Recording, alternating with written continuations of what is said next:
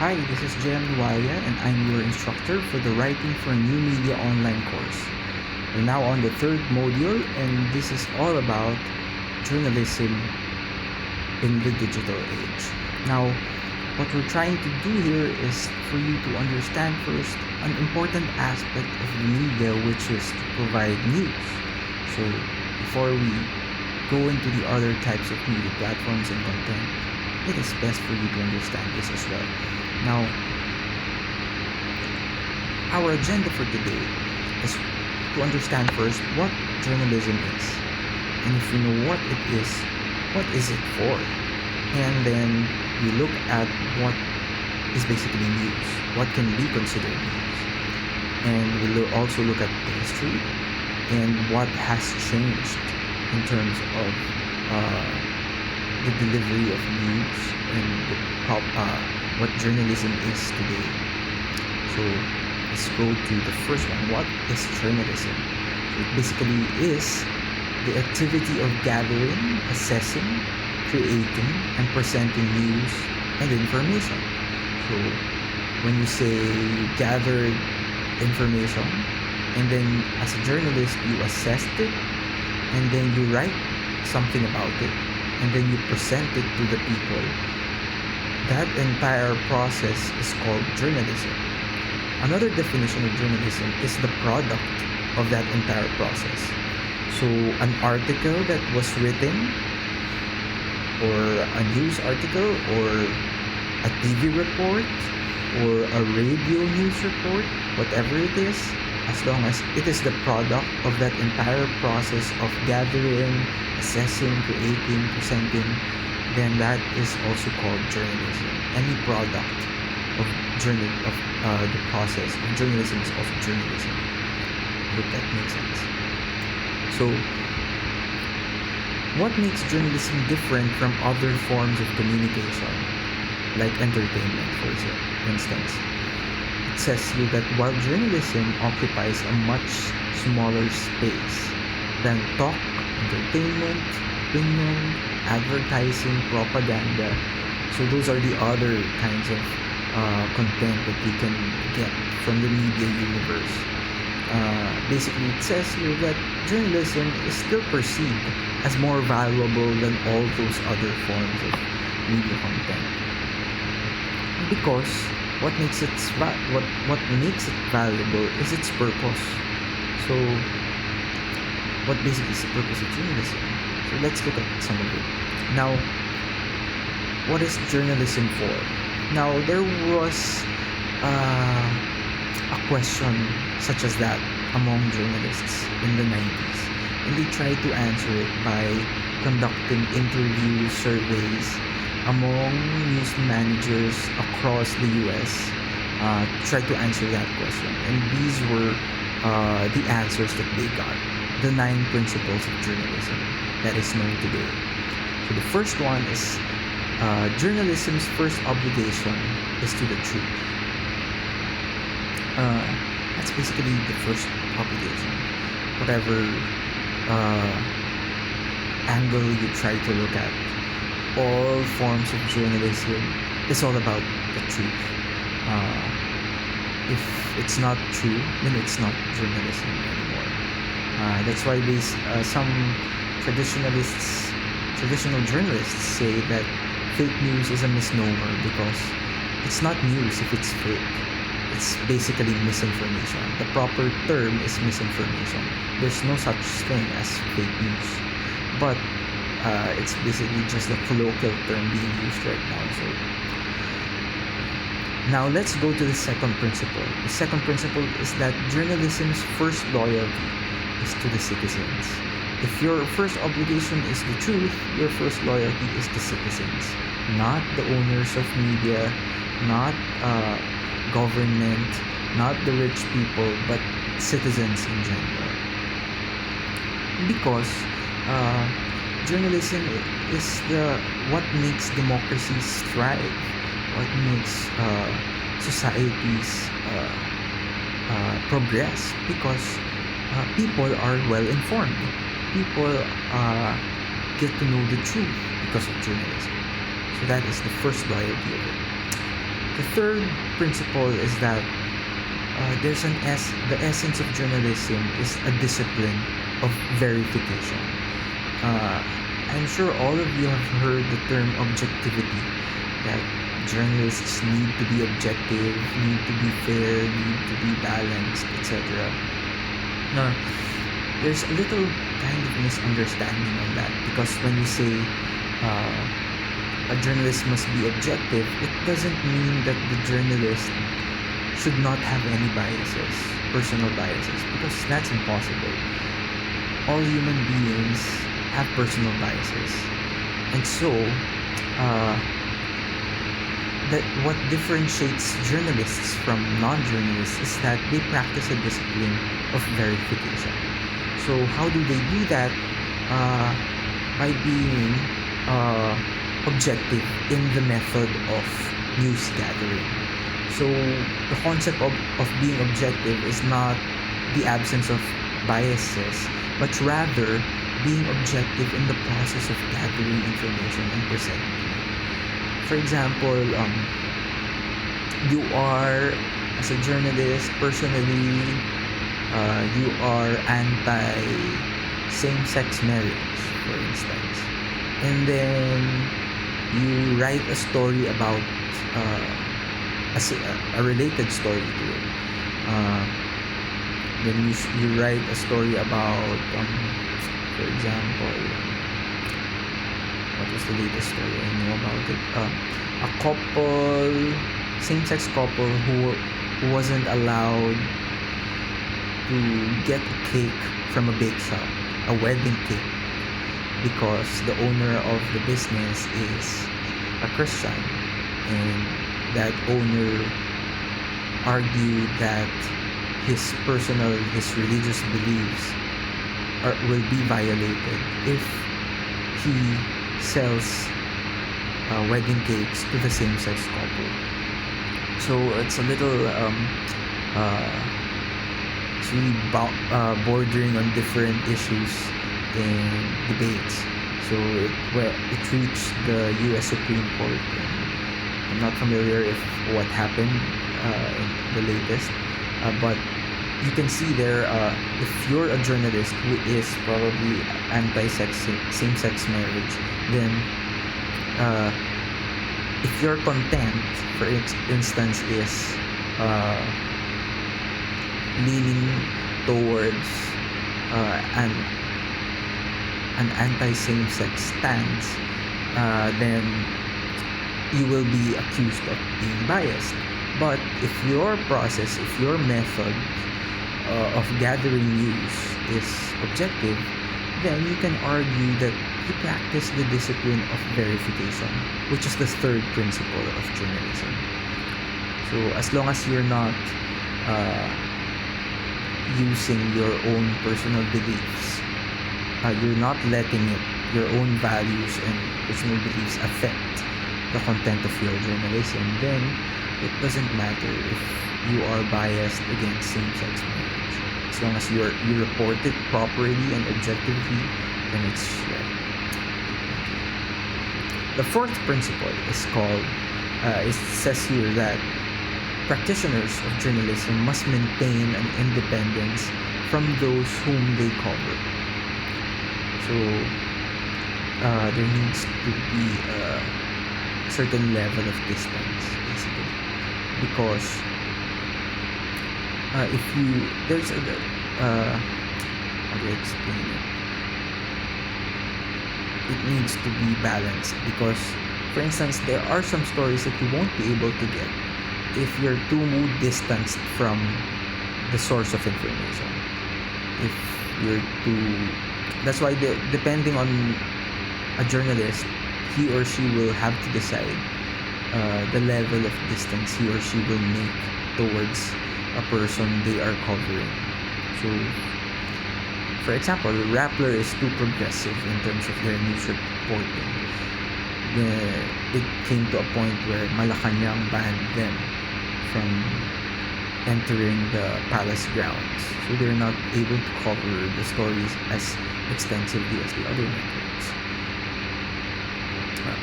because they're too independent in that sense. But there are some who are sacrificing that independence so that they are able to maintain that access to the palace. So it's a little it's a more of an editorial decision by every media organization. It's something they have to make. Are you going to give up some of the aggressive news stories for the sake of maintaining that access to Malacanang, for instance? So those are the questions that each organization had to answer and decide upon.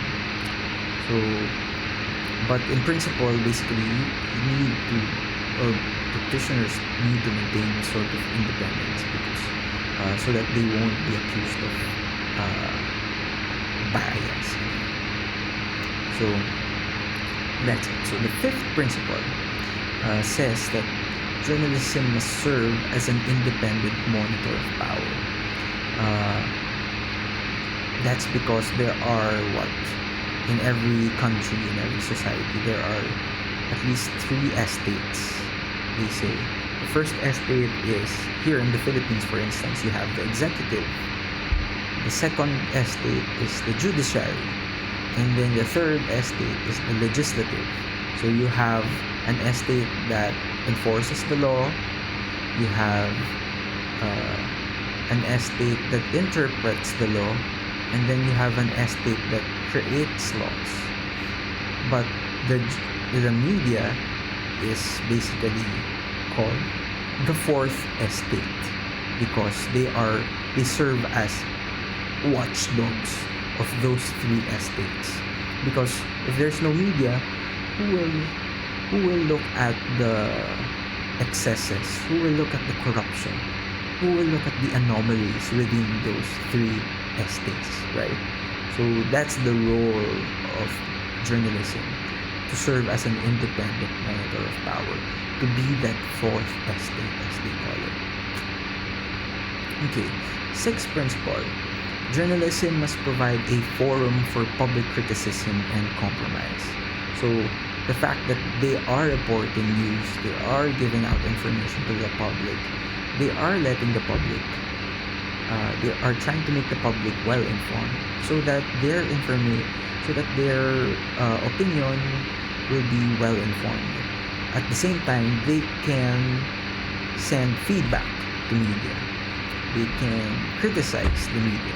And the media should be open to that because it will help them develop as media organizations and improve their content as well. The next principle, the seventh one, is that it says that journalism must strive to make the significant interesting and relevant. Again, we mentioned earlier that there are other forms of content in the media universe. You have entertainment, talk, opinion, propaganda, advertising, etc. But among those, it says that journalism or media or news is the more valuable content. But sometimes, or if not often, these content are not significant or interesting to viewers, to consumers of media. So what is your role as a journalist? Your role is not just to gather the news and report it, but you have to make it interesting to them. You have, like for example, you can't just get an audit report from the Commission on Audit and just report it as is. You have to make it interesting. You have to make the people understand what the effect of that report is to them. For example, you see an audit report on the Department of Public Works and Highways, and then you saw there are anomalies, there are corruptions all over the report. You don't just report that this audit report, etc., etc. You have to also show what the effect is. So what will you do as a journalist? You go to the grassroots. You ask people. You show what the effect of a corrupt project that was that has anomalies will have on the people. If there are substandard equipment that were used in a road, then you can probably interview people who had accidents in that road because the asphalt is substandard, etc. So that's how you make the significant interesting. So that's the role of journalists as well. Not just to report, but to make that report interesting. Another principle is that practitioners must keep the news comprehensive and proportional. Meaning, not just report something as is. Like, for example, you get a press release from Malacanang and then you report it as is. You don't get the opinion of other people or critics or the public. Then, if you just report the press release without getting those other viewpoints, then you're doing a disservice to the people because you're not giving a comprehensive report. You're just becoming a mouthpiece of the government, right? So I guess that's clear. You need to be comprehensive and proportional. The ninth principle is that practitioners must be allowed to exercise their personal conscience. Like what I said earlier, journalists are human beings. They have personal biases. So if in the course of their news gathering, information gathering, they are affected, their conscience is being touched by the story they are doing. For instance, that for example, it's a rape story, and then it's obvious in all the facts that you gathered that this person who was convicted is really guilty based on documents, based on testimonies, based on evidence, etc. Then you have to exercise your conscience. You don't have to make your report fair and balanced in the views of others, in the sense that you present the view of the victim, you present the view of the suspect or the convict very balanced. That's not, you're doing a disservice to the people. You have to show it, the story, in the sense that the victim is the person who is on the right side, and you have to show that the convict is wrong. You don't have to show it in the sense that just for the sake of fairness, that's wrong. Just for the sake of balance. So that's the ninth principle. You have to exercise your conscience as well. Now, before there were just 9 principles, now there's also the 10th, probably because of the advances in technology and media platforms. So here it says that citizens too have rights and responsibilities when it comes to the news. So that's where media literacy comes in. You need to teach people. You need to have the public informed about that they shouldn't just remain as plain consumers. They have to be responsible. Don't just get information from one news source. Get information from other news sources to be able to verify if this news source is correct. Don't get information from unverified media outlets, from fake news outlets as they call it. Don't get stories from Mukausan lang. Like that, diba? So, and if you don't trust the mainstream media, there are also alternative media outlets that are still practicing the right journalism. When I say right journalism, there's a process of that they undergo. There's an accountability. Unlike all those fake news outlets where we don't know who wrote it, they're not accountable because you can't contact them to ask them to correct their article. Unlike the other responsible media outlets. So, anyway, so basically media literacy. The public needs to be responsible as well, not just the journalist. Now, those are the principles that that explain what journalism is for. Now, let's go to the news itself. Paano nga ba nalalaman kung ano ang news? How do organizations decide what is news? Now, there are certain criteria. There are 5. The first one is it new? Because if it's not new, then it's not news. Kaya nga siya tinawag na news. Because it's new. So that's the first point. If it happened last week, it could still be new if the public still doesn't know about it, or if no other news outlet has reported about it yet. It's still new in that sense, even if it's a report from last year, but it's only surfacing now because it's a confidential document, for example, and then there are some exposés, then it could still be news. So there are some elements to it. Another criteria is it unusual? Meaning, is it odd? An example to it is, the basic example that journalism schools always say is that kung ang isang bata kinagat ng aso, hindi siya balita. Pero kapag ang aso kinagat ng bata, balita yun. Because it's so unusual. It's so odd. Right? Saka nakakita ng bata na nangagat ng aso. So that could be a criteria for it to be considered as news. Third criteria is it interesting? Interesting meaning, will people watch it? Will people consume that information? That's why kanina dun sa principles, even if a story is important, if it's not interesting, you're doing a disservice to the people. That's why you need, the question here is that, is it interesting? Meaning, even if it's not even if it's not interesting, you have to make it interesting. Or meaning, is there a way for you to make that story interesting? Since it's so important.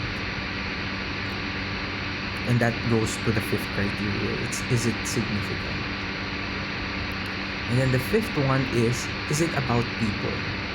So, of course, people watch TV media because they want to understand some things that affect them. So, you need to choose news, or you need to choose stories to be news because they affect people. So, that's your 5 criteria for deciding what can be considered as news. Now, just a brief history. Here in the Philippines, the media started off as newspapers. The first newspaper in the country was called Del Superior Gobierno. It was in 1811. So it was in the Spanish era. And then came the 19th century press.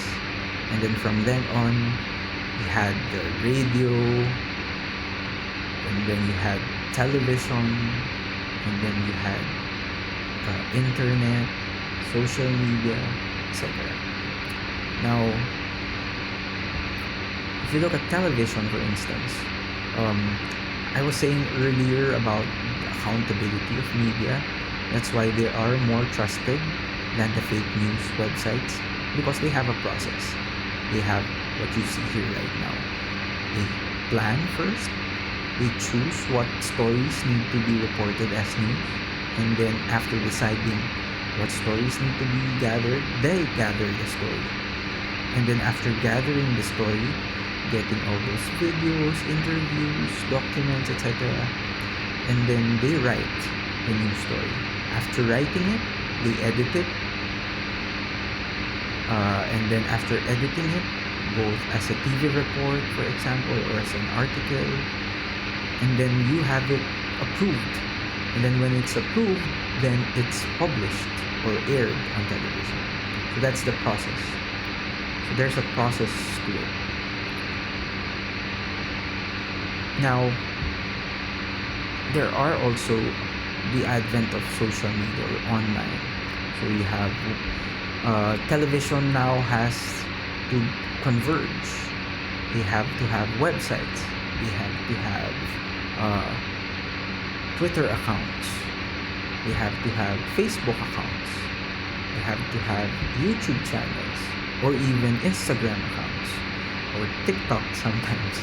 So just to be able to reach as many audience as possible, so that they will be reminded that there are important information they need. So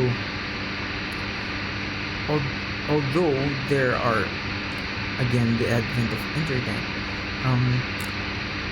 there were some challenges that the pioneers of internet anticipated because of the internet itself. So there could be an impact to social, economic, cultural aspects to it.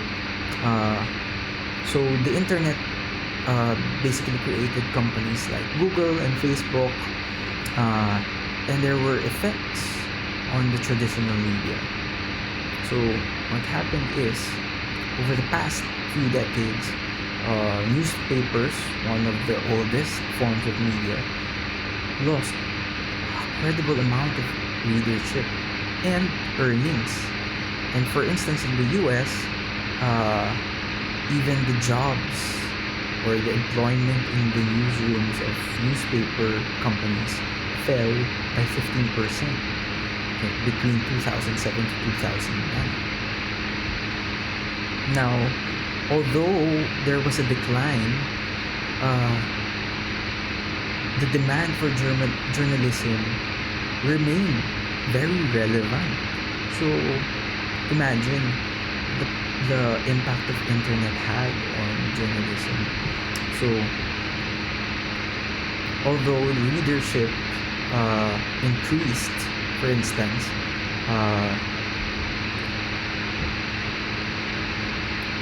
the revenue was decreasing. So it's a little problematic for these media outlets. How will they survive? How are we going to sustain serving the public if we're not earning, even though people are still consuming us? So that's the challenges that existing media outlets are facing today. So there's been a certain perceptions of the news media by people. Even in 2016 elections, for example, nagkaroon na ng concepts like fake news media, prostitutes, etc. But if you think about it, journalism is relevant. Media is still as relevant as ever because people need information always.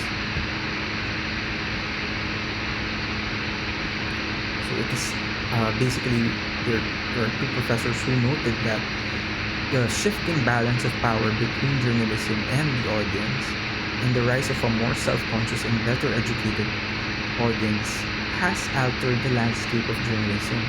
So if you remember from the previous module, we talked about agenda setting theory, all those theories that affect, that explain the influence of media over the public.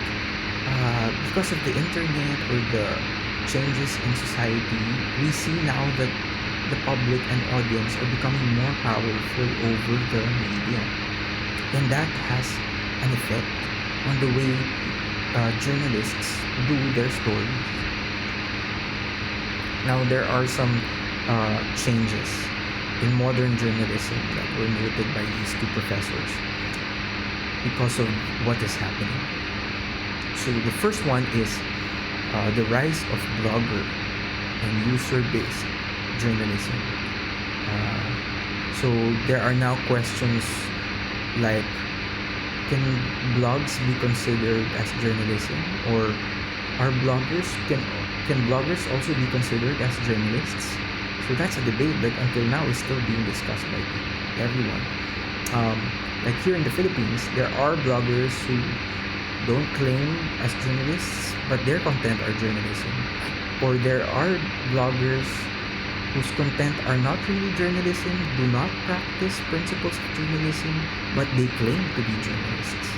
And then there are also journalists who are blogging. So there are different aspects to it. So it's really a big debate. Now the second change is that the nature of internet has given rise to content aggregators. So when you say content aggregators, they just collect news from all those media outlets and then they offer all those information in one platform. So what? So the, if you think about it, it's very useful for the public, but the danger is it has an effect on the media outlets because, for example, these content aggregators are eating the pie, meaning they are inaagaw nila yung audience ng media. Because if they get all the information, for example, Google, all the information that the audience wants, punta na sila ng Google. Hindi na sila pupunta sa website ng GMA News or ng CNN Philippines or ng ABS. What is the impact? Hindi mawawala ng views yung mga mainstream media. And the impact is mababa yung kita nila. Even though their information is still relevant because kinoconsume yun ng mga tao from Google. So you see the danger to it. So that's another concern that's now being raised about the advent of the internet. So I guess that's all that we have here in this module. I hope you get to understand everything that needs to be basics of journalism and why it is important and why your role as audience is more important than ever. That you need to be responsible media consumers as well. That you need to also be literate to be responsible media consumers. And I hope you also teach that to others as well. Para wala tayo ng sinasabi natin sa second module na third person effect hypothesis, wherein because they're ignorant of media literacy, mas madali silang ma-influensyahan ng media content, especially kung fake yung media content. So I hope you learned a lot from this subject. Let me know again what you think about this module. If there are any questions you have, there are some stuff you didn't understand, you can ask again, and I'll try to answer it. And if there are any suggestions you have, let me know. So again, that's it, and have a great day.